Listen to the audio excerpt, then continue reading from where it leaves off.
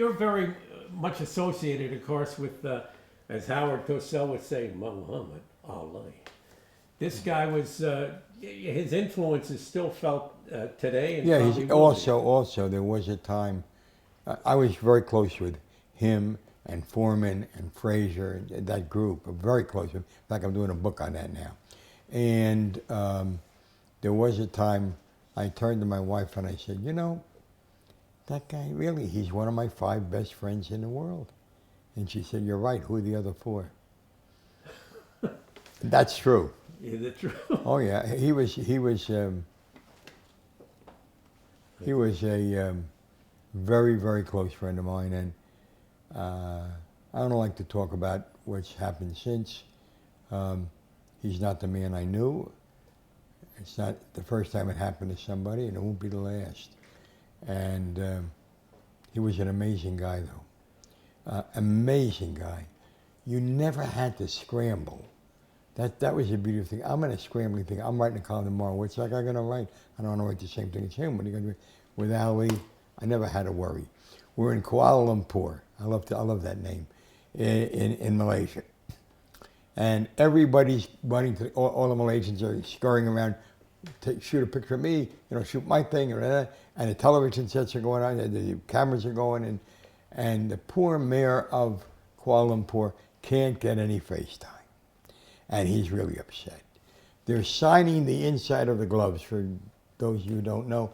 Before every fight, every main event, you sign the inside of the gloves after you try 2 pairs on. So you are assured that you'll get those gloves the night of the fight. So they're signing gloves on the inside. And this mayor swoops in, has to reach up. These are Frazier, Frazier went Bugner and Ali, they were giants compared to this mayor. He reaches in, grabs the gloves, and holds them up in front of the camera like this. He said, these gloves are going to be the best protected gloves in the history of boxing. Tonight, these gloves will spend the evening in a locked cell at the Kuala Lumpur Penitentiary. And all of a sudden, Ali leans over and he says, the gloves are going to jail? The champ's gloves are going to jail? They ain't done nothing yet. So I always got a column with him, no matter what I mean, that was a dull day, but Ali came through. He always came through. He was, and I'll tell you another story about Ali that you're like, I must say it's in the book I'm writing. Ali, most people didn't know, had a lot of problems. He went through a period where everything was a decision. He had arthritis in both hands, and I mean really bad. And they were giving him shots for it, so he could fight. So Gene Kilroy, who was the business manager in Muhammad's camp, and did so much for Muhammad, really a good friend, and a guy that really had, all he cared about was what was good for Muhammad. He takes him to Philadelphia to a doctor, a very famous doctor. And the doctor looks at his hands. He says, well, look, champ, no more shots. I forbid you to take any shots. You're going to have paraffin baths. You're going to put your hands in hot paraffin for as long as you can stand it. And then it's going to cool, and you're going to peel it off.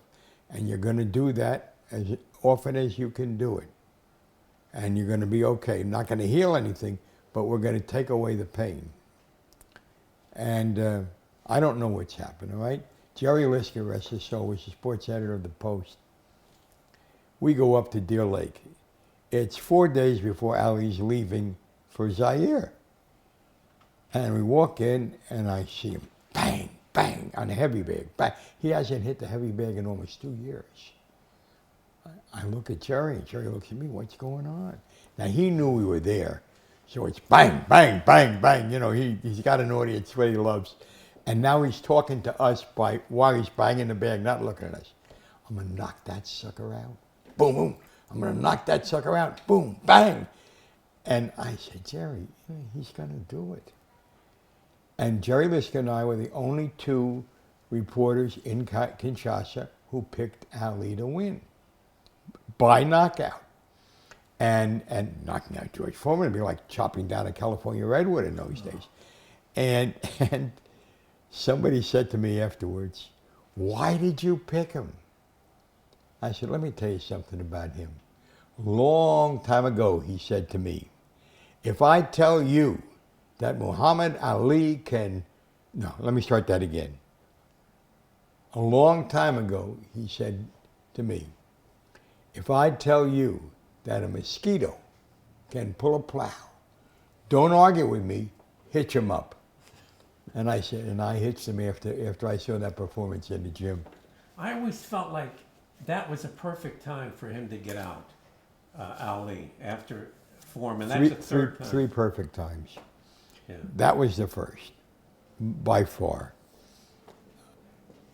No problems. Now, I'm not a doctor and I can't talk about Parkinson's. And I'm going to say, I don't know. How much of it is boxing, how much of it is the disease, or all of it is one of the, I can't say. But at that time, there were no Parkinson symptoms. Mm-hmm. No slurring of words, no nothing. All right. Second time was after Frazier and Ali in Manila when he said I quit. That was the most brutal fight. And I say brutal, interesting. There wasn't a single low blow. There wasn't a single rabbit punch. It was the most brutal fight I ever saw, and it didn't go the full 15 rounds. It stopped after 14. That's when he should have killed. Because there, I don't think that had any impact on Parkinson's. It was kidneys.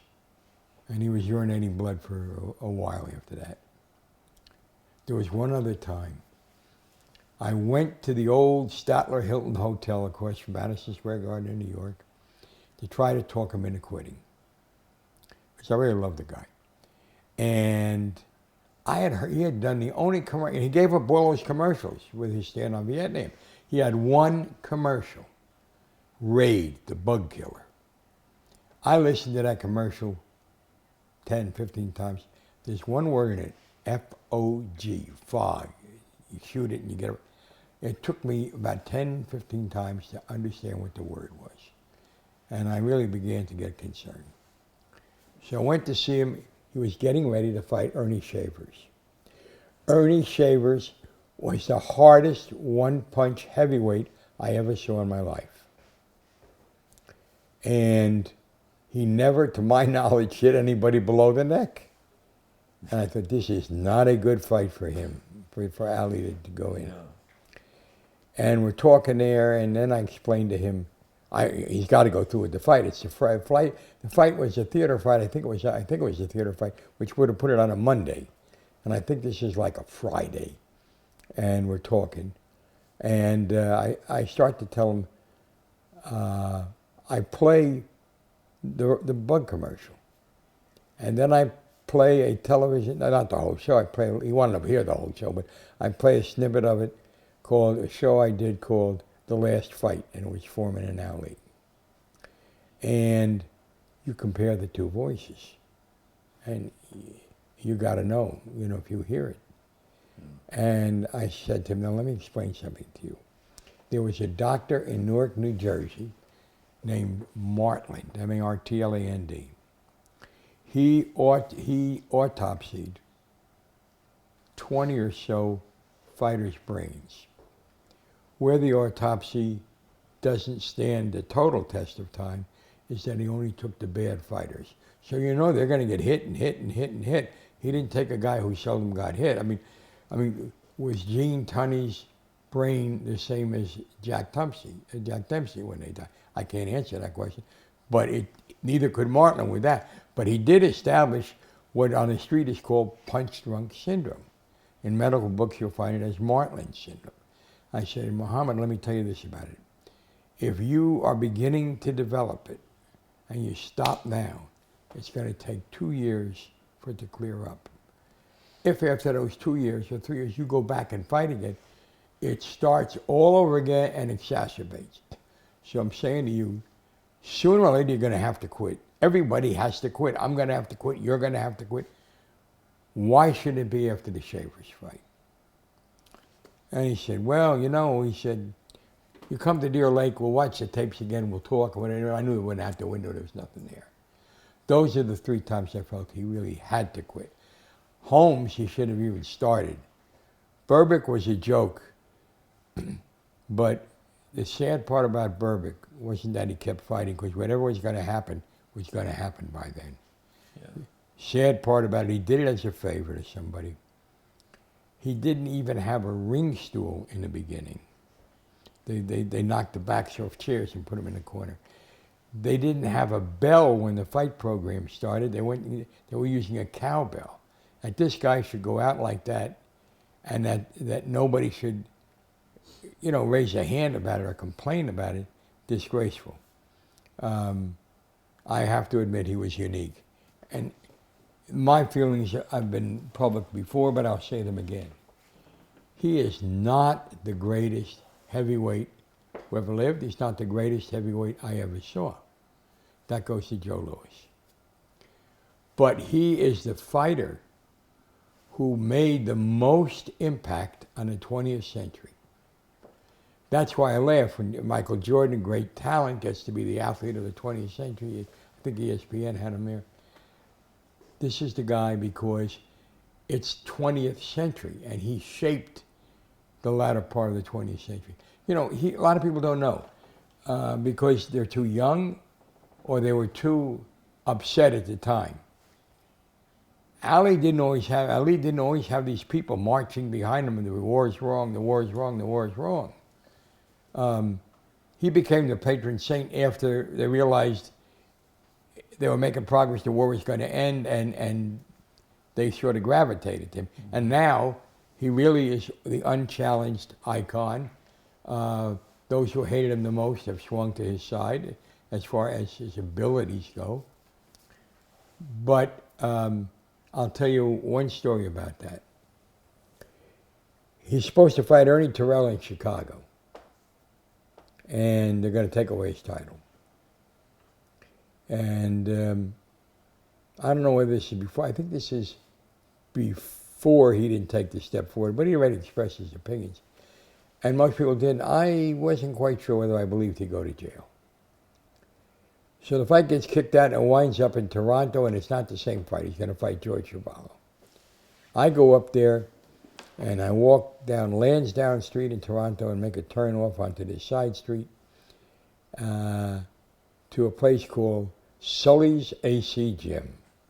If I ever do a movie, now that the Fifth Street Gym has been torn down, I got to do it in Sully's. You can't see out of the windows. It's the dirt, the filth caked on it. It's what a gym's supposed to look like. And when the floor creaks, it's supposed to what it sound like. I mean, a boxing gym. Right. So I go and I walk up and I walk in, and there's a 16-year-old kid, 15-year-old kid banging the hell out of a heavy bag. Nobody else is there. And then I hear voices in the back. So I go in the back. Muhammad is face down on a rubbing table, and Luis Soria, the Cuban refugee, who was his masseuse and who could have trained him, he was that good, he's giving him the massage.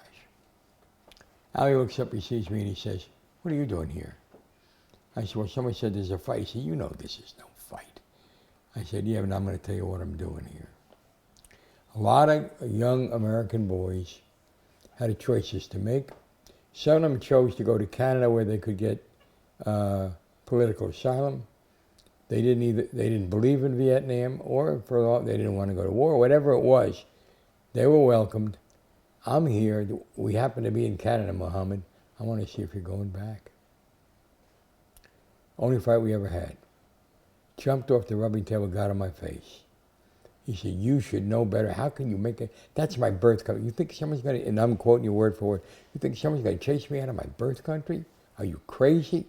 He said, "Look, if I have to go to jail, I don't make the laws. And if the laws say I have to go to jail after I go through the whole court system, I'll go. I'm not fighting those Viet Congs. And if I thought my going to Vietnam would make it better for all the blacks in this country to move to this, remember this is the 60s, move toward equality, then I would go. You wouldn't have to send for me. But I'm not going to this war. I don't believe in it. My religion doesn't believe in the purpose of this war. And I'm going home. And you better get used to that idea." And he absolutely, in that moment, I knew he would do anything asked of him by the government, but he was not going to fight, and he would go to jail if he had to. It's my belief. People out there can say, oh, yeah, but you know, you've seen him on television, you know, but they don't know him. He would have gone to jail, no question in my mind. And he moved up, in my opinion. Today, demonstrators don't go to jail, or they do for a very brief time. Yeah. Martin Luther King went to jail because he believed in a cause. Went to jail a lot of times. I watched the students occupy Columbia on television, and they all jumped out with paper bags on their heads and towels over their faces. And that group in that period, the first demand was amnesty. I never heard Martin Luther King ask for amnesty. Right. And I don't think Ali would have either. Well, that shows the scope of his influence. I mean, That's the not point. just- Impact, Yeah. the greatest of the century. I know I'm jumping at this, but I've always wondered. You might laugh at me and say you're crazy. You but might be. What about the Phantom Punch with the Sonny Liston? Do you know? I saw it. I've watched that. I saw it. Yeah, I know you would. I don't care who didn't see it. I saw it. First of all, most of the people in the arena didn't know what they were seeing anyway.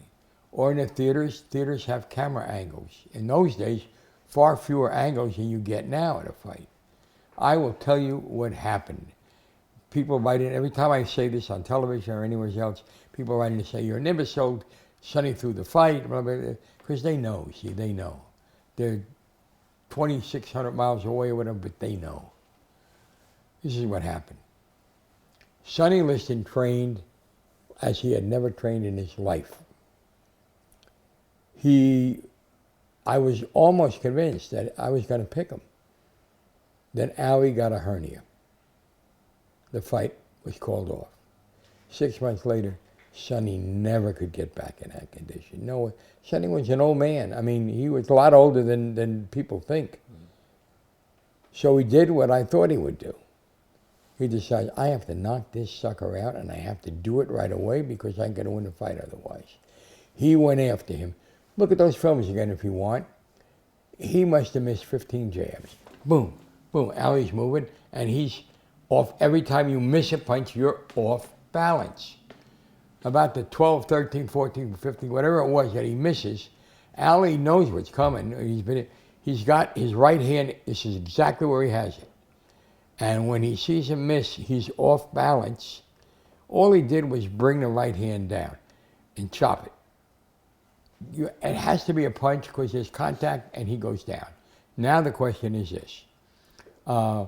You could have even taken that hand down and pushed Sonny. He'd have gone down because if you went by me and I push you, you're going down. Yeah. Was it a hard enough in itself to put him down?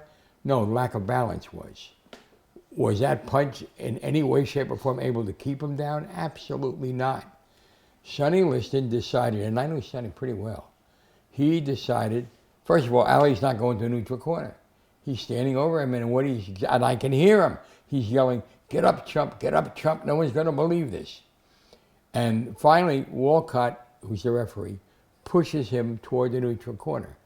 In so doing, he loses track of the count. Now, the count, by my estimation, is up to 725. I mean, that's how long it's going. But Walcott is running around the ring looking for the knockdown timekeeper. He has forgotten where, and you can happen he forgot where he is, because he's got the count. Sonny's on his back and his head is turned. He's saying, 8 comes after 7. This is me, and he never said it, but he's thinking, 8 comes after 7, 9 comes after, get this thing over with, because this guy's going to kill me. Did he take a dive? Absolutely not, but when he was down there, he found it convenient not to get up because he was paid, and he said, this guy will kill me. Mm-hmm. Now, Matt Fleischer, the editor, Ring Magazine and Ring Record Book guy, stands up with a little bow tie, and he's going like this. Walcott takes this to be the Supreme Court, so the fight must be over. What you don't see on the film, do you know that Sonny Liston got up? and the count might have been 26 or something. He got up, he said, this guy's not going to say 10. I got to fight. He's up, he's fighting, Ali's fighting. When he turns back, Walcott's going like this, the fight's over. Now, I'm not saying he wanted to fight, but he couldn't stay there if the guy wasn't going to count him out. He wasn't knocked unconscious. He wasn't even, this force of that blow, chopping straight down, is not enough to raise what my kids used to call boo-boos on him. Mm-hmm. But it was a matter of balance, a matter of timing. And nobody was more surprised than Ali. That's when he invented that Jack Johnson's anchor punch and everything. And that's the one thing about him. You needed an explanation. Didn't matter what it was. He could make it up for you. Well, I believe what you're saying, and it does shine a new light on it for me. It's hard to see. Very hard to see. I kept watching it, and I said, I don't know, because I love Muhammad Ali. You know, I said, my Next God. time, don't look at, if you see it again, look at Liston. Yeah. And you'll see how off balance he is. Okay. And this was quick. And it wasn't, it was a chop, you know, that's what it was. What's the name of the boxing book? I thought you'd never ask. The name of the boxing book is Once There Were Giants. It is the story of an era that I lived through, which is, no matter, forget Jack Johnson, forget Joe Louis, so you can't forget either one of them, forget Rocky Marciano, because they didn't have the volume of guys to fight who could fight. This is an era, the first chapter is the mob. And when the mob loses its stranglehold, now the mob guys have fighters, I know that, I'm not naive, but they don't have control. They can't say, you will fight this guy, you won't fight that guy. You know, when that happened, first thing that happened was, tell you real quickly, Floyd Patterson is fighting Sonny Liston. Sonny knocks him out. Everybody, oh, the mob's got control. Well, there were two groups of mob guys in boxing. People don't seem to know. Cuss was fighting the mob, waving the bat. He was fighting a different mob. Cuss had a cousin, Charles Black. Every time a foreign fighter came to fight Floyd, Charles Black became the American representative. Charles Black's real name was Charles Antonucci. His cousin was Tony Fat Salerno. Cuss didn't have dealings with the mob. And then when Ingemar fought Floyd for the first time, Tony Fat Salerno was the guy who put up the money. And it rained, and it was postponed. And the promoter, who let's let him remain nameless, he didn't really commit any crimes. He gets a call from Tony Fat Salerno. They're fighting tonight, ain't they? He said, well, I don't know what the weather report is. They're fighting tonight. I'm losing too much money. Put them in rowboats. They're fighting tonight. So that was, it goes from that mob, which is now out of it, once Sonny wins. Ali takes Sonny's mob out of it, Blinky and Carbo and those guys. And then it goes into starting with Ali, Sonny, and it goes all the way up and it ends with Tyson biting Holyfield's ear. And that was the greatest procession. You think of those guys. Ernie Shavers would be champion today. Jerry Quarry would be champion today. Cooney might have been champion today. And I say that not to denigrate his skill. He was a one-handed fighter because the two guys who owned him were more interested in having him fight guys with big records who couldn't fight anymore than having him fight guys where he could learn to fight. Cooney would have been a hell of a fighter, but he never had the chance. But his left hook was world championship caliber. Those guys would have been champions. Ron Lyle could have been a champion. Absolutely. Ron Lyle, Oscar Bonavena hit Joe Frazier so hard. Had it not been for the ring post, he'd have been out of the ring. Those guys, I mean, and Ali, all these guys, Ali, Frazier, Foreman, go down to Holmes, they all fought these guys. True. Yeah. Holmes got hit so hard by Shavers, he fell face forward. I'll give you $1,000 right now if you could stand up and fall on your face. You can't do it. And I thought, my God, he's dead. He didn't move, and then all of a sudden he's up at 8 or 9, and he wins a decision. Yeah. Because Larry never got the credit either, you know. Look, for all that Muhammad Ali did for boxing, he did more for newspapermen. But beyond that, he did less for the guys who followed him because Joe Frazier and Larry Holmes never got what they deserved. They were stuck in Muhammad Ali's shadow.